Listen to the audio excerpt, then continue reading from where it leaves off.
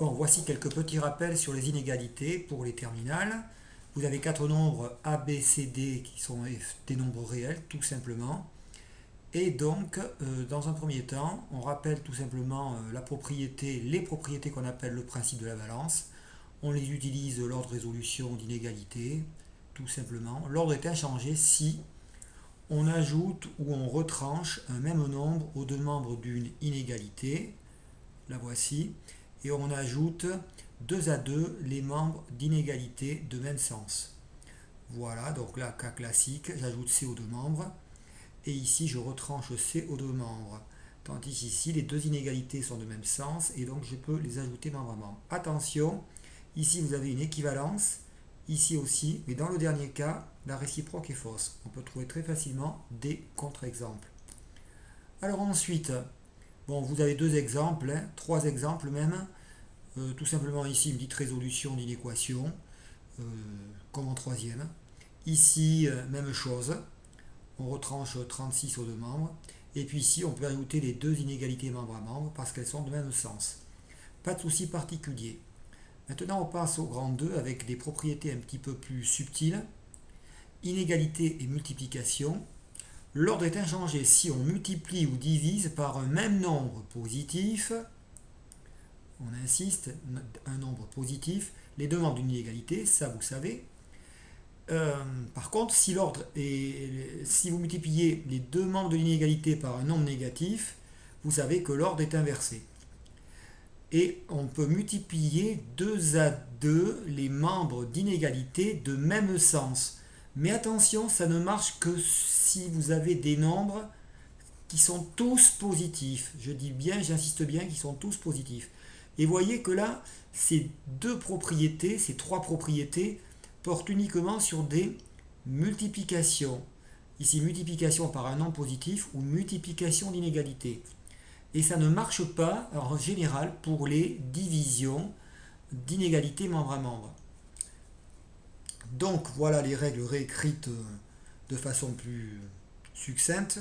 On multiplie par C positif, donc le signe ne change pas. Ici, on multiplie par C négatif, le signe a changé. Et là, faites bien attention, vous voyez, les nombres sont tous positifs, les inégalités sont toutes dans le même sens, donc pas de problème. On a bien ici une implication encore, ça entraîne que AC est positif et est plus petit que BD. Alors là maintenant des exemples un petit peu plus subtils. Donc ici vous avez x qui est compris entre 2 et 3, y entre moins 1 et 2. On va chercher à encadrer 3x moins 2y. Et je dirais que là, j'ai déjà pris un exemple un petit peu plus élaboré. Alors il n'y a pas de règle pour soustraire des inégalités membre à membre, puisqu'il n'y a une règle pour ajouter membre à membre des inégalités de même sens. Donc on transforme la différence ici, 3x moins 2y, en disant que c'est une somme, 3x plus moins 2y. Donc on a un encadrement de x, on en déduit un encadrement de 3x en multipliant tous les membres par 3. Y est compris entre moins 1 et 2. Donc là, on va faire très attention, on va multiplier par moins 2 pour avoir un encadrement de moins 2y. Attention, comme moins 2 est négatif, les signes changent, voilà, dans l'inégalité, et donc ce qu'on doit faire, c'est réécrire tous les signes en allant dans l'ordre croissant, du plus petit au plus grand. Donc on a moins 2y compris entre moins 4 et moins 2. Tout ça dans le but, à la fin, de récupérer l'encadrement pour 3x ici et l'encadrement pour moins 2y qui est ici, afin d'avoir ces deux encadrements dans le même sens pour utiliser la règle qui est en bas de la page précédente. Et maintenant, on n'a plus qu'à faire l'addition. 6 moins 4, 2, 9 moins 2, 11, et puis ici 3x plus moins 2y, et vous avez votre encadrement de 3x moins 2y. Alors maintenant, une situation avec des encadrements de produits, x compris entre 2 et 3, y entre 1 et 4, on va encadrer x, y sur 2, mais tout simplement là on a des encadrements avec des nombres qui sont tous positifs, donc il n'y a pas de souci, x est compris entre 2 et 3, y entre 1 et 4, ils sont tous positifs, donc on peut appliquer la règle précédente, 2 fois 1, 2, x, y, et 3 fois 4, 12, et puis après il n'y a plus qu'à multiplier par 1 demi, ou diviser par 2, ce qui revient au même, et on a l'encadrement souhaité pour xy sur 2. Un tout petit peu plus subtil maintenant, on va chercher à encadrer x sur y. Comme nous n'avons pas de règle pour quotienter des inégalités, on utilisera donc le fait qu'en fait, un quotient, c'est simplement un produit. Et en fait, eh bien, x fois y est égal à donc, x qui multiplie 1 sur y. Donc on a l'encadrement de y, on inverse, donc on utilise les propriétés de la fonction inverse. Donc 1 sur y est compris entre 1 quart et 1. Je rappelle que la fonction inverse est décroissante sur 0 plus l'infini crochet ouvert. Et donc on remet les inégalités dans l'ordre croissant. 1 sur y pardon, compris entre 1 et 1 quart. Voilà, 1 est bien... Alors il y a un petit souci ici. C'est qu'en fait ici ça de suite, pardon, excusez-moi ici, voilà.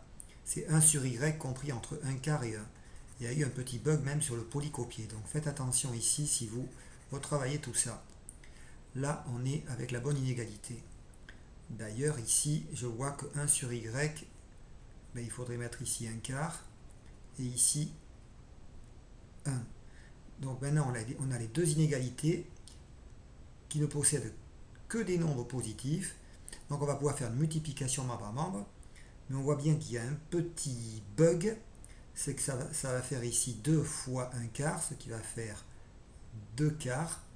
3 fois 1, donc on va rectifier ici, 3 fois 1. Et donc 2 quarts, ça va vous faire 1 demi. Et ici, 3. Conclusion, x sur y est compris entre 1 demi et 3. Donc attention ici, quand vous allez retravailler tout ça, faites bien attention ici aux petits bugs. Et normalement, comme la fonction inverse est décroissante, comme je l'ai dit tout à l'heure sur 0 plus l'infini, eh bien, alors je persiste à faire la bêtise, ça veut dire que 1 sur y est compris entre, eh bien, 1 sur 1 et 1 quart. Voilà, et donc si on remet les inégalités dans le bon sens, ça donne bien ceci. Et dernier exemple, il s'agit de deux exemples un petit peu plus difficiles, un petit peu plus subtils. X compris entre 2 et 3, y compris entre moins 5 et moins 1. Donc là, que des nombres positifs dans cet encadrement, que des négatifs dans celui-ci. Donc là, on a une inégalité portant sur des négatifs. On va d'abord la transformer en faisant apparaître plutôt que des nombres positifs.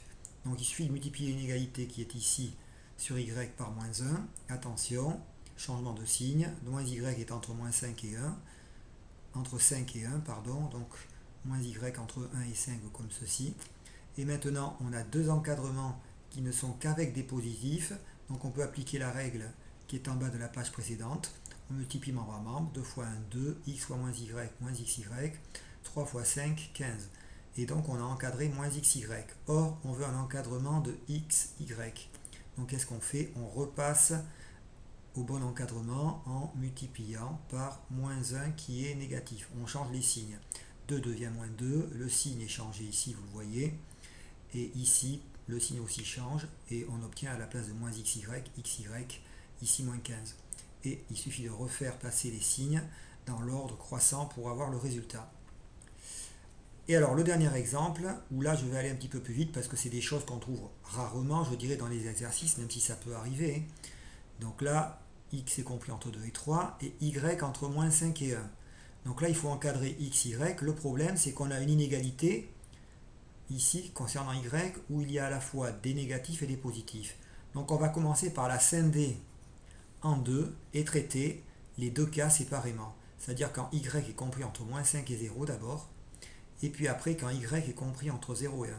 Alors le plus simple, c'est quand y est compris entre 0 et 1. On multiplie avec l'encadrement de x, membre à membre. On n'a que des nombres qui sont positifs. Donc ça fait 2 fois 0, 0. Ici 3 fois 1, 3. Voilà. Et puis ici, même démarche que tout à l'heure. L'encadrement sur y, on le transforme en un encadrement de moins sur y avec que des nombres positifs. On remet dans l'ordre croissant. On multiplie l'encadrement de x et l'encadrement de moins y, tout simplement parce qu'ici, on n'a bien que des nombres qui sont tous positifs. Et donc en multipliant membre à membre, on a un encadrement de moins xy. On repasse un encadrement de xy en multipliant par moins 1, même technique qu'au-dessus, et donc xy compris entre moins 15 et 0. Conclusion, dans le premier cas, on avait trouvé xy entre 0 et 3. Dans le deuxième cas, xy entre moins 15 et 0. Conclusion, xy, dans le cas général, il va être dans l'intervalle moins 15, 3. Et on voit bien que c'est une inégalité qui est assez large. C'est pas précis, mais au moins on a répondu convenablement à la question. Voilà, donc j'arrête avec cette petite vidéo. Les derniers exemples sont un petit peu facultatifs pour ceux qui ont plus de mal. Mais pour ceux qui veulent vraiment aller un petit peu plus loin, essayez de les retravailler, ça peut être intéressant. Voilà pour cette vidéo.